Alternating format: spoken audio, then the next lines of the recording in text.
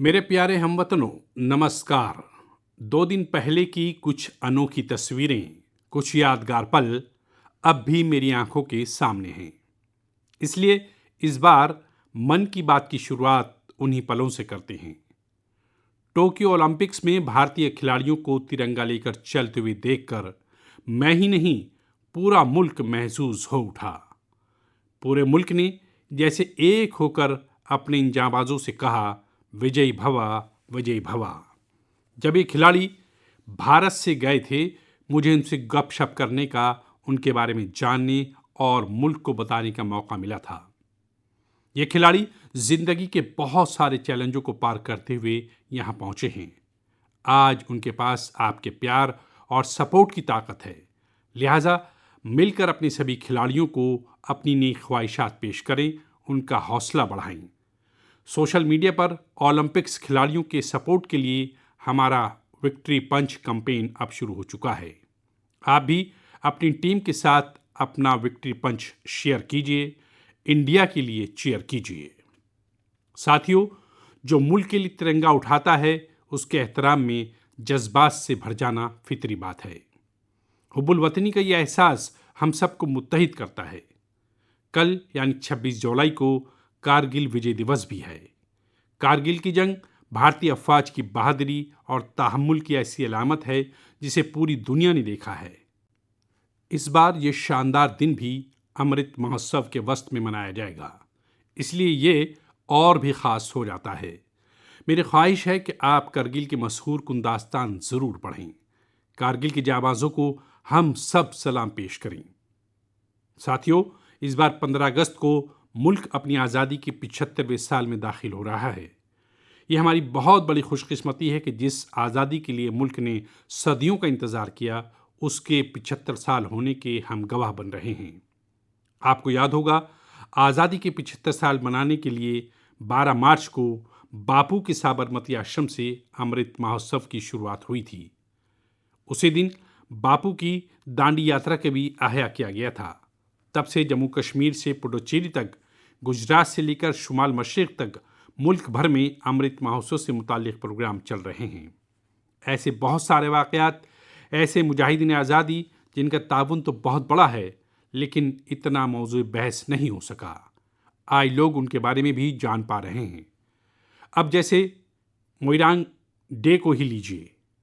मणिपुर का छोटा सा कस्बा मोइरांग कभी नेताजी सुभाष चंद्र बोस की इंडियन नेशनल आर्मी यानी INA का अहम ठिकाना था। यहाँ आज़ादी से कबल ही INA के कर्नल शौकत मलिक जी ने परचम लहराया था। अमृत महोत्सव के दौरान 14 अप्रैल को इसी मोइरांग में एक बार फिर तिरंगा लहराया गया। ऐसे कितने ही मुजाहिदीन आज़ादी और अजीम शख्सियात हैं जिन्हें अमृत महोत्सव में मुल्क याद कर रहा है। सरकार और समाजी तंजीमों की तरफ से भी लगातार इससे मुताल्लिक़ प्रोग्राम मुनक्किद किए जा रहे हैं। ऐसा ही एक इनकाद इस बार 15 अगस्त को होने जा रहा है। ये एक कोशिश है, कौमी तराने से मुताल्लिक़ वज़ारत सक़ाफ़त की कोशिश है कि इस दिन ज़्यादा से ज़्यादा भारतीय शहरी मिलकर कौमी तराना गाएं। इसके लिए एक वेबसाइट भी बनाई गई है, rashtriyagaan.in। इस वेबसाइट की मदद से आप कौमी तराना गाकर उसे रिकॉर्ड कर सकेंगे, इस मुहिम में शामिल हो सकेंगे। मुझे उम्मीद है आप इस अनोखी पहल से ज़रूर जुड़ेंगे। इसी तरह की बहुत सारी मुहिमात, बहुत सारी काविशें आपको आने वाले दिनों में देखने को मिलेंगी। अमृत महोत्सव किसी सरकार का प्रोग्राम नहीं, किसी सियासी जमात का प्रोग्राम नहीं, ये भारत के तमाम अवाम का प्रोग्राम है। हर आज़ाद और ममनून भारतीय का अपने मुजाहिदीन आज़ादी को सलाम है और इस त्यौहार की बुनियादी रूह की तौसीह तो बहुत अजीम है। ये जज्बा है अपने मुजाहिदीन आज़ादी की राह पर चलना, उनके ख्वाबों का मुल्क बनाना। जैसे मुल्क की आज़ादी के मतवाले आज़ादी के लिए मुत्तहिद हो गए थे, वैसे ही हमें मुल्क की तरक्की के लिए मुत्तहिद होना है। हमें मुल्क के लिए जीना है, मुल्क के लिए काम करना है और इसमें छोटी छोटी कोशिशें भी बड़े नताइज ला सकती हैं। रोज़मर्रा के कामकाज करते हुए भी हम मुल्क की तामीर कर सकते हैं। जैसे वोकल फॉर लोकल, हमारे मुल्क के मकामी सनतकारों, फ़नकारों, कारीगरों, बुनकरों को सपोर्ट करना हमारे आम मिजाज में होना चाहिए। 7 अगस्त को आने वाला नेशनल हैंडलूम डे एक ऐसा मौका है जब हम कोशिश के साथ भी ये काम कर सकते हैं। नेशनल हैंडलूम डे के साथ बहुत तारीखी पसमंजर वाबस्ता है। इसी दिन 1905 में स्वदेशी तहरीक की शुरुआत हुई थी। साथियों, हमारे मुल्क के देही और कबायली इलाकों में हैंडलूम कमाई का एक बहुत बड़ा जरिया है। ये ऐसा शोबा है जिससे लाखों ख्वातीन, लाखों बुनकर, लाखों कारीगर वाबस्ता हैं। आपकी छोटी छोटी काविशें बुनकरों में एक नई उम्मीद जगाएंगी। आप खुद कुछ न कुछ खरीदें और अपनी बात दूसरों को भी बताएं। और जब हम आज़ादी की 75 साल का जश्न मना रहे हैं, तब तो इतना करना हमारी जिम्मेदारी बनती ही है भाइयों। आपने देखा होगा, साल 2014 के बाद से ही मन की बात में हम अक्सर खादी की बात करते हैं। ये आपकी ही कोशिश है कि आज मुल्क में खादी की फरोख्त में कई गुना इजाफा हो गया है। क्या कोई सोच सकता था कि खादी के किसी स्टोर से एक दिन में 1 करोड़ रुपए से ज़्यादा की खरीदारी हो सकती है? लेकिन आपने ये भी कर दिखाया है। आप जब भी कहीं पर खादी का कुछ खरीदते हैं तो उसका फ़ायदा हमारे गरीब बुनकर भाइयों बहनों को ही होता है। इसलिए खादी खरीदना एक तरह से अवामी खिदमत भी है, मुल्क की खिदमत भी है। मेरी आपसे अपील है कि आप सभी मेरे प्यारे भाइयों बहनों देही इलाकों में तैयार शुदा हैंडलूम प्रोडक्ट्स ज़रूर खरीदें और उसे #myhandloom_mypride के साथ शेयर करें। साथियों, बात जब आज़ादी की तहरीक और खादी की हो तो काबिल सद एहतराम बापू की याद आना फितरी बात है। जैसे बापू की क़यादत में भारत छोड़ो तहरीक चली थी, वैसे ही आज हर अहले वतन को भारत जोड़ो तहरीक की क़यादत करनी है। ये हमारा फ़र्ज़ है कि हम अपना काम ऐसे करें जो तनव्वुर से हमारे भारत को जोड़ने में मुआविन हो। तो आइए हम अमृत महोत्सव पर ये अमृत अहद लें कि मुल्क ही हमारा सबसे बड़ा एतक़ाद, सबसे बड़ी तरजीह बना रहेगा। नेशन फर्स्ट, ऑलवेज फर्स्ट के उसूल के साथ ही हमें आगे बढ़ना है। मेरे प्यारे हमवतनों, आज मैं मन की बात सुन रहे अपने नौजवान साथियों का बिलखुसूस शुक्रिया अदा करना चाहता हूँ। अभी कुछ दिन पहले ही MyGov की तरफ से मन की बात के सामाईन को लेकर एक स्टडी की गई थी। इस स्टडी में ये देखा गया कि मन की बात के लिए पैगामात और तजावीज़ भेजने वालों में ख़ास तौर पर कौन लोग हैं। स्टडी के बाद ये जानकारी सामने आई कि पैगाम और तजावीज़ भेजने वालों में से तकरीबन 75% लोग 35 साल की उम्र से कम के होते हैं। यानी भारत की नौजवान ताकत की तजावीज़ मन की बात को समत अता कर रही हैं। मैं इसे एक बहुत अच्छी अलामत के तौर पर देखता हूँ। मन की बात एक ऐसा ज़रिया है जहाँ मुस्बत फ़िक्र है, हसासियत है। मन की बात में हम मुस्बत गुफ्तगू करते हैं। इसका कैरेक्टर कलेक्टिव है। मुस्बत अफकार और तजावीज़ के लिए भारत के नौजवानों की ये सरगर्मी मुझे मसरूर करती है। मुझे इस बात की भी खुशी है कि मन की बात के ज़रिए मुझे नौजवानों के मन को भी जानने का मौका मिलता है। साथियों, आप लोगों से मिली तजावीज़ ही मन की बात की असल ताकत हैं। आपके मशवरे ही मन की बात के ज़रिए से भारत के तनव्वुर को ज़ाहिर करते हैं। भारतीय शहरियों की खिदमत और इज़हार की खुशबू को चहारसू फैलाते हैं। हमारे मेहनतकश नौजवानों के इनोवेशन से सबको तहरीक देते हैं। मन की बात में आप कई तरह के आइडियाज़ भेजते हैं। हम सभी पर तबादला ख्याल तो नहीं कर पाते हैं, लेकिन मैं उनमें से बहुत से आइडियाज़ को मुताल्लिक़ा महकमों को ज़रूर भेजता हूँ ताकि उन पर आगे काम किया जा सके। साथियों, मैं आपको साई परनीत जी की काविशों के बारे में बताना चाहता हूँ। साई परनीत जी एक सॉफ्टवेयर इंजीनियर हैं। आंध्र प्रदेश के रहने वाले हैं। पिछले साल उन्होंने देखा कि उनके यहाँ मौसम की मार की वजह से किसानों को काफ़ी नुकसान उठाना पड़ा था। मौसम साइंस में उनकी दिलचस्पी बरसों से थी, इसलिए उन्होंने अपनी दिलचस्पी और अपने टैलेंट को किसानों की भलाई के लिए इस्तेमाल करने का फ़ैसला किया। अब वो अलग अलग डाटा सोर्सेज से वेदर डाटा ख़रीदते हैं, उसका तज्ज़िया करते हैं और मकामी ज़बान में अलग अलग ज़राए से किसानों के पास ज़रूरी जानकारी पहुंचाते हैं। वेदर अपडेट्स के अलावा परनीत जी अलग अलग क्लाइमेट कंडीशंस में लोगों को क्या करना चाहिए गाइडेंस भी देते हैं। खासकर सैलाब से बचने के लिए या फिर तूफान या बिजली गिरने पर कैसे बचा जाए, इस बारे में भी वो लोगों को बताते हैं। साथियों, एक तरफ इस नौजवान सॉफ्टवेयर इंजीनियर की कोशिश दिल को छूने वाली है, तो दूसरी तरफ हमारे एक साथी के जरिए किया जा रहा टेक्नोलॉजी का इस्तेमाल भी आपको हैरान कर देगा। ये साथी हैं उड़ीसा के संबलपुर ज़िले के एक गांव में रहने वाले जनाब इसाक मुंडा जी। इसाक जी कभी एक यौमिया मजदूर के तौर पर काम करते थे, लेकिन अब वो एक इंटरनेट सेंसेशन बन गए हैं। अपने यूट्यूब चैनल से वो काफ़ी रुपए कमा रहे हैं। वो अपने वीडियोस में मकामी खाना, रिवायती खाना बनाने के तरीके, अपने गांव, अपनी लाइफ स्टाइल, कुनबा और खान पान की आदतों को तरजीही तौर पर दिखाते हैं। एक यूट्यूबर की हैसियत से उनका सफ़र मार्च 2020 में शुरू हुआ था, जब उन्होंने उड़ीसा के मशहूर मकामी खाने पखाल से मुतालिक एक वीडियो पोस्ट किया था। तब से वो सैकड़ों वीडियो पोस्ट कर चुके हैं। उनकी कोशिश कई वजूहात से सबसे अलग है, खासकर इसलिए कि इससे शहरों में रहने वाले लोगों को वो तर्ज ज़िंदगी देखने का मौका मिलता है जिसके बारे में वो बहुत कुछ नहीं जानते। इसाक मुंडा जी कल्चर और कुजीन दोनों को बराबर मिलाकर सेलिब्रेट कर रहे हैं और हम सबको तरगीब भी दे रहे हैं। साथियों, जब हम टेक्नोलॉजी पर गुफ्तगू कर रहे हैं तो मैं एक और इंटरेस्टिंग मौजू पर गुफ्तगू करना चाहता हूँ। आपने हाल ही में पढ़ा होगा कि आईआईटी मद्रास के एलुमनी के ज़रिए कायमशुदा एक स्टार्टअप ने एक 3D प्रिंटेड हाउस बनाया है। 3D प्रिंटिंग करके घर की तामीर, आखिर ये हुआ कैसे? दरअसल इस स्टार्टअप ने पहले 3D प्रिंटर में एक 3 डायमेंशनल डिज़ाइन को फीड किया और फिर एक ख़ास तरह के कंक्रीट के ज़रिए लेयर बाय लेयर एक 3D स्ट्रक्चर फैब्रिकेट कर दिया। आपको ये जानकर खुशी होगी कि मुल्क भर में इस तरह के बहुत सारे तजर्बे हो रहे हैं। एक वक्त था जब छोटे छोटे कंस्ट्रक्शन के कामों में भी बरसों लग जाते थे, लेकिन आज टेक्नोलॉजी की वजह से भारत में सूरत हाल बदल रही है। कुछ अर्सा कबल हमने दुनिया भर की ऐसी इनोवेटिव कंपनीज को मदऊ करने के लिए एक global housing technology challenge launch किया था।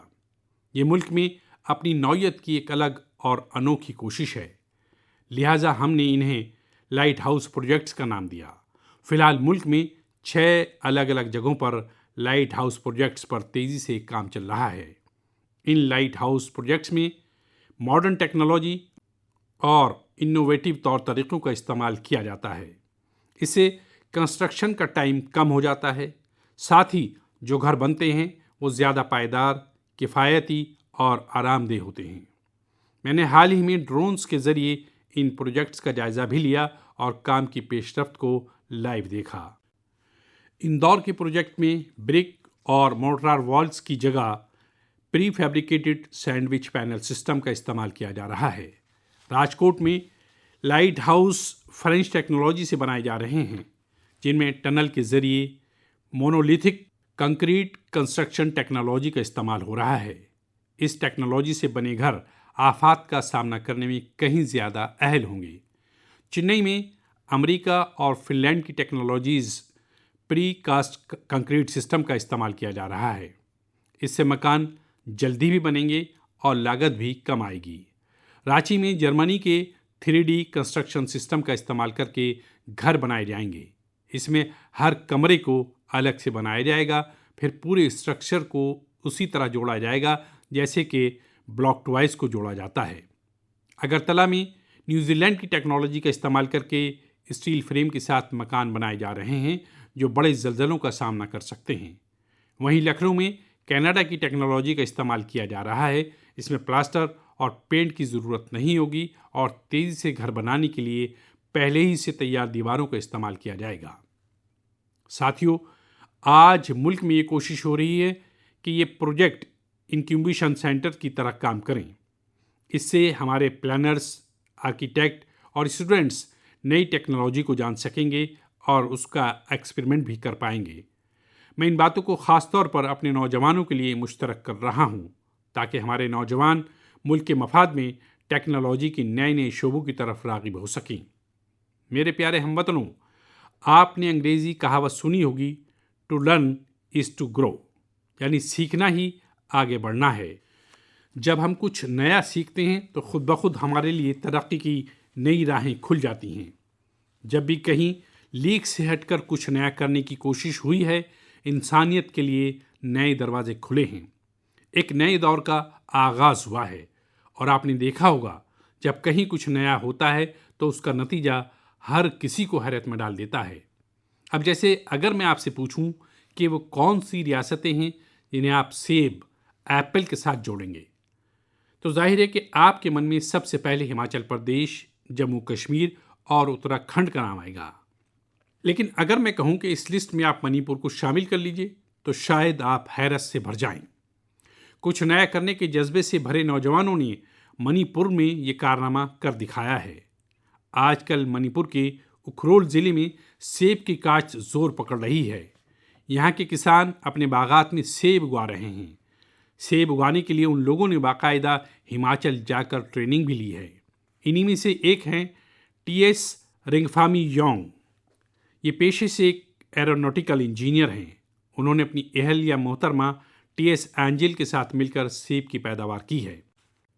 इसी तरह आउनगिशी शिमरे ऑगस्टीना ने भी अपने बागात में सेब की पैदावार की है। आउनगिशी दिल्ली में जॉब करती थी। ये छोड़कर वो अपने गांव लौट गईं और सेब की काश्त शुरू की। मणिपुर में आज ऐसे कई एप्पल ग्रोवर्स हैं जिन्होंने कुछ अलग और नया करके दिखाया है। साथियों, हमारी आदिवासी बिरादरी में बेर बहुत मशहूर रहा है। आदिवासी बिरादरियों के लोग हमेशा से बेर की खेती करते रहे हैं, लेकिन कोविड-19 की वबाई बीमारी के बाद इसकी काश्त में ख़ास तौर पर इजाफा हो रहा है। त्रिपुरा के उनाकोटी के ऐसे ही 32 साल के मेरे नौजवान साथी हैं बिक्रमजीत चकमा। उन्होंने बेर की खेती की शुरुआत करके काफ़ी मुनाफा भी कमाया है और अब वो लोगों को बेर की खेती करने की तरगीब भी दे रहे हैं। रियासती सरकार भी ऐसे लोगों की मदद के लिए आगे आई है। सरकार के जरिए इसके लिए कई खास नर्सरी बनाई गई हैं ताकि बेर की खेती से वाबस्ता लोगों की मांग पूरी की जा सके। खेती में इनोवेशन हो रहे हैं तो खेती के बाई प्रोडक्ट्स में भी क्रिएटिविटी देखने को मिल रही है। साथियों, मुझे उत्तर प्रदेश के लखीमपुर खीरी में की गई एक कोशिश के बारे में भी पता चला है। कोविड के दौरान ही लखीमपुर खीरी में एक अनोखी पहल हुई है। वहाँ ख़वातीन को केले के बेकार तनों से फाइबर बनाने की ट्रेनिंग देने का काम शुरू किया गया। वेस्ट में से बेस्ट करने का तरीका, केले के तने को काटकर मशीन की मदद से बनाना फाइबर्स तैयार किया जाता है जो जूट या सन की तरह होता है। इस फाइबर से हैंडबैग, चटाई, दरी, कितनी ही चीज़ें बनाई जाती हैं। इससे एक तो फसल के कचरे का इस्तेमाल शुरू हो गया, वहीं दूसरी तरफ गांव में रहने वाली हमारी बहनों, बेटियों को आमदनी का एक और जरिया मिल गया। बनाना फाइबर के इस काम से एक मकामी खातून को 400 से 600 रुपये योमिया कमाई हो जाती है। लखीमपुर खीरी में सैकड़ों एकड़ अराजी पर केले की काश्त होती है।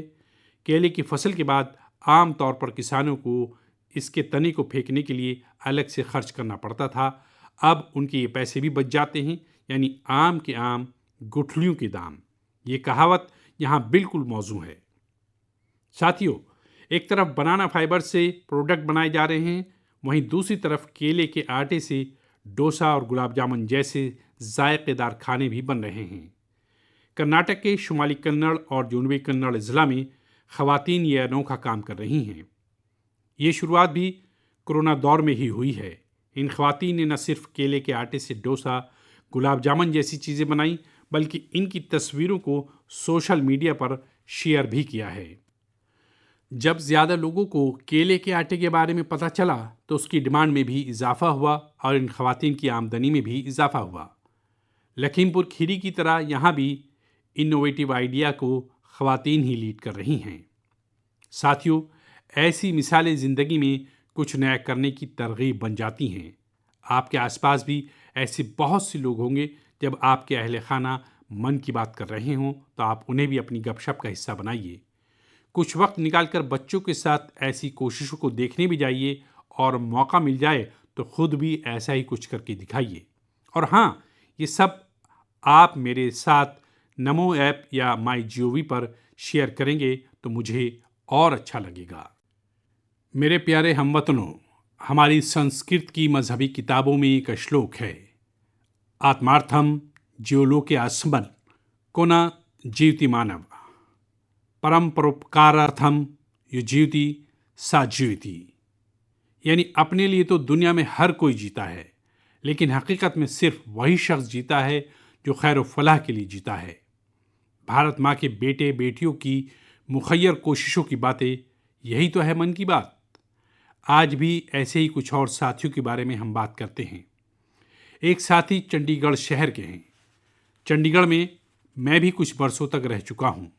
ये बहुत खुश मिजाज और खूबसूरत शहर है। यहाँ रहने वाले लोग भी दिलदार हैं, और हाँ, अगर आप खाने के शौकीन हैं तो यहाँ आपको और लुत्फ आएगा।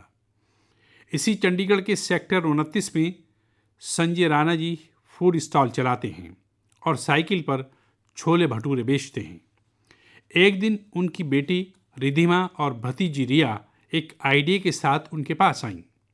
दोनों ने उनसे कोविड वैक्सीन लगवाने वालों को फ्री में छोले भटूरे खिलाने को कहा। वो इसके लिए खुशी खुशी तैयार हो गए। उन्होंने फौरन ये अच्छी और नेक कोशिश शुरू भी कर दी। संजय राणा जी के छोले भटूरे मुफ्त में खाने के लिए आपको दिखाना पड़ेगा कि आपने उसी दिन वैक्सीन लगवाई। वैक्सीन का मैसेज दिखाते ही वो आपको जायकेदार छोले भटूरे देंगे। कहते हैं समाज की भलाई के काम के लिए पैसे से ज़्यादा खिदमत के जज्बे, फ़र्ज़ के एहसास की ज़्यादा ज़रूरत होती है। हमारे संजय भाई इसी को सही साबित कर रहे हैं। साथियों, ऐसे ही एक और काम की बात आज करना चाहूँगा। ये काम हो रहा है तमिलनाडु के नीलगिरी में। वहाँ राधिका शास्त्री जी ने एम्बुरेक्स प्रोजेक्ट की शुरुआत की है। इस प्रोजेक्ट का मकसद है पहाड़ी इलाकों में मरीजों को इलाज के लिए आसान ट्रांसपोर्ट फराहम कराना। राधिका कुन्नूर में एक कैफ़े चलाती हैं। उन्होंने अपने कैफ़े के साथियों से एम्बुरेक्स के लिए फंड जमा किया। नीलगिरी पहाड़ियों पर आज 6 एम्बुरेक्स खिदमात अंजाम दे रहे हैं और दूर दराज के इलाकों में इमरजेंसी के वक्त मरीजों के काम आ रहे हैं। एम्बुरेक्स में stretcher, oxygen cylinder, first aid box जैसी कई चीज़ों का बंदोबस्त है। साथियों, संजय जी हों या राधिका जी, इनकी मिसालों से पता चलता है कि हम अपना काम, अपना कारोबार नौकरी करते हुए भी खिदमत खल्क का काम कर सकते हैं। साथियों, कुछ दिन पहले एक बहुत ही इंटरेस्टिंग और बहुत ही इमोशनल इवेंट हुआ, जिससे भारत जॉर्जिया की दोस्ती को नई मजबूती मिली। इस तकरीब में भारत ने सेंट क्वीन केटेवान के होली रिलीक यानी उनकी मुक़द्दस यादगारी अलामत जॉर्जिया की सरकार और वहाँ के अवाम को सौंपा। इसके लिए हमारे वज़ीर ख़ारजा खुद वहाँ गए थे। इंतहाई जज्बात से पुर माहौल में मुनक़्क़िदा इस तकरीब में जॉर्जिया के सदर, वज़ीर आज़म, मुतअद्दिद मजहबी रहनुमाओं और जॉर्जियाई अवाम की एक बड़ी तादाद ने शिरकत की। इस प्रोग्राम में भारत की तारीख में जो कलमात कहे गए वो बहुत ही यादगार हैं। इस वाहिद तकरीब ने दोनों मुल्कों के साथ ही गोवा और जॉर्जिया के माबैन ताल्लुकात को मज़ीद मुस्तहकम कर दिया है। ऐसा इसलिए क्योंकि सेंट क्वीन केटेवान की ये मुक़द्दस बाक़ियात 2005 में गोवा के सेंट ऑगस्टाइन चर्च से मिली थी। साथियों, आपके मन में सवाल होगा, ये सब क्या है, ये कब और कैसे हुआ? दरअसल आज से 400-500 साल पहले की बात है। क्वीन केटेवान जॉर्जिया के शाही ख़ानदान की बेटी थी। 10 साल कैद के बाद 1624 में वो शहीद हो गई थी। एक कदीम पुर्तगाली दस्तावेज़ के मुताबिक सेंट क्वीन केटेवान की अस्थियों को ओल्ड गोवा के सेंट ऑगस्टाइन कॉन्वेंट में रखा गया था, लेकिन तवील अरसे तक ये माना जाता रहा कि गोवा में मदफून उनके बाक़ियात 1930 के ज़लज़ले में गायब हो गई थी। भारत सरकार और जॉर्जिया के मौरख़ीन, रिसर्चर्स और आर्कियोलॉजिस्ट और जॉर्जियाई चर्च की दहाइयों की अनथक कोशिशों के बाद 2005 में इन मुक़द्दस बाक़ियात को दरियाफ़्त करने में कामयाबी मिली थी। ये मौजू जॉर्जिया के अवाम के लिए बहुत ही जज्बाती है, इसलिए उनके हिस्टोरिकल, रिलीजियस और स्पिरिचुअल सेंटिमेंट्स को मद्देनज़र रखते हुए भारत सरकार ने इन बाक़ियात का एक हिस्सा जॉर्जिया के अवाम को तोहफ़े में देने का फ़ैसला किया। भारत और जॉर्जिया की मुश्तरका तारीख़ के इस मुनफरिद पहलू को संजोए रखने के लिए मैं आज गोवा के अवाम का शुक्रिया अदा करना चाहूँगा। गोवा कई अजीम रूहानी विरसों की सरजमीन रहा है। सेंट ऑगस्टाइन चर्च यूनेस्को की world heritage site churches and convents of Goa का एक हिस्सा है। मेरे प्यारे हमवतनों, जॉर्जिया से अब मैं आपको सीधा सिंगापुर लेकर चलता हूँ, जहाँ इस महीने की शुरुआत में फ़ख्र का एक और मौका सामने आया। सिंगापुर के वज़ीर-ए-आज़म और मेरे दोस्त ली सेन लूंग ने हाल ही में रेनोवेट किए गए सिलाट रोड गुरुद्वारे का इफ्तिताह किया। उन्होंने रिवायती सिख पगड़ी भी पहनी थी। ये गुरुद्वारा तकरीबन 100 साल पहले तामीर किया गया था और यहाँ भाई महाराज सिंह को वक्फ एक मेमोरियल भी है। भाई महाराज सिंह जी ने भारत की आज़ादी के लिए लड़ाई लड़ी थी और ये लम्हा आज़ादी के 75 साल मना रहे हैं, तब और ज़्यादा बाइस तरगीब हो जाता है। दो ममालिक के दरमियान पीपल टू पीपल कनेक्ट उसे मजबूती ऐसी बातों, ऐसी कोशिशों से मिलती है। इनसे ये भी पता चलता है कि हम आहंग माहौल में रहने और एक दूसरे की सकाफत को समझने की कितनी अहमियत है। मेरे प्यारे हमवतनों, आज मन की बात में हमने बहुत सारे मौज़ूआत पर तबादला ख्याल किया है। एक और मौजू है जो मेरे दिल से बहुत करीब है। यह मौजू है पानी के तहफ़्फ़ुज़ का। मेरा बचपन जहाँ गुजरा वहाँ पानी की हमेशा से किल्लत रहती थी। हम लोग बारिश के लिए तरसते थे और इसलिए पानी की एक एक बूंद को बचाना हमारी अखलाकियात का एक हिस्सा रहा है। अब अवामी हिस्सेदारी से पानी का तहफ़्फ़ुज़, इस उसूल ने वहाँ की तस्वीर बदल दी है। पानी की एक एक बूंद को बचाना, पानी की किसी भी किस्म की बर्बादी को रोकना, यह हमारे तर्ज ज़िंदगी का एक फ़ितरी हिस्सा बन जाना चाहिए, जिससे हर एक मेंबर को फ़ख्र हो। साथियों, कुदरत और माहौलियात का तहफ़्फ़ुज़ भारत की सकाफ़ती ज़िंदगी में, हमारी रोज़मर्रा की ज़िंदगी में सराहियत है। वहाँ बारिश और मानसून हमेशा से हमारे ख़यालात, हमारी फ़िलॉसफ़ी और हमारी तहज़ीब को एक शक्ल देते आए हैं। ऋतु संहार और मेघदूत में अजीम शायर कालिदास ने बारिश को बहुत ही खूबसूरत अंदाज में बयान किया है। अदब के शायकीन के दरमियान ये नज़में आज भी बेहद मकबूल हैं। ऋग्वेद के पर्जन्य सुक्तम में भी बारिश की खूबसूरती का दिलकश बयान है। इसी तरह श्रीमद् भगवद गीता में भी शायराना अंदाज में ज़मीन, सूरज और बारिश के माबैन ताल्लुकात की तफसील दी गई है। अष्टमासन निपेतम यद भूमियच्चाह औदमम वसु सौभाग्य मुक्तुम आरभ्य पर्जन्य काल आगते, यानी सूरज ने 8 महीने तक पानी की शक्ल में ज़मीन की दौलत का इस्तेहसाल किया था। अब मानसून के मौसम में सूरज इस जमा दौलत को ज़मीन को वापस लौटा रहा है। वाकई मानसून और बारिश का मौसम सिर्फ खूबसूरत और खुशगवार ही नहीं होता, बल्कि तग़ज़िया बख्श और हयात बख्श भी होता है। बारिश का पानी जो हमें मिल रहा है वो हमारी आने वाली नस्लों के लिए है। ये हमें कभी भूलना नहीं चाहिए। आज मेरे दिल में ये ख्याल आया कि क्यों ना इन दिलचस्प मंजर के साथ ही मैं अपनी बात ख़त्म करूं। आप सभी को आने वाले त्योहारों की बहुत बहुत मुबारकबाद। त्योहारों और तकरीबात के वक्त ये ज़रूर याद रखिएगा कि कोरोना अभी हमारे दरमियान से गया नहीं है। कोरोना से मुताल्लिक़ प्रोटोकॉल्स आपको भूलने नहीं हैं। आप सेहतमंद और खुश रहें। बहुत बहुत शुक्रिया।